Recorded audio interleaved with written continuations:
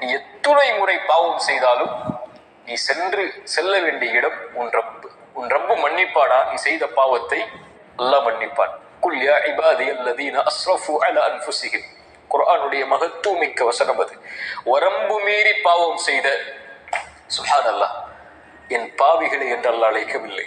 வரம்பு மீறி பாவம் செய்த என் அடியார்களே, லா தக்னது மின் ரஹ்மத்தில்லாஹ், அல்லாஹுடைய அருளில் ஒருபோதும் நம்பிக்கை இழந்து விடாதீர்கள். உங்கள் தந்தை விரட்டி விடுவார், தாய் விரட்டி விடுவாள், உங்கள் கணவன் விரட்டி விடுவார், உங்கள் மனைவி விரட்டி விடுவார்கள், உன் எஜமானன் விரட்டி விடுவான்.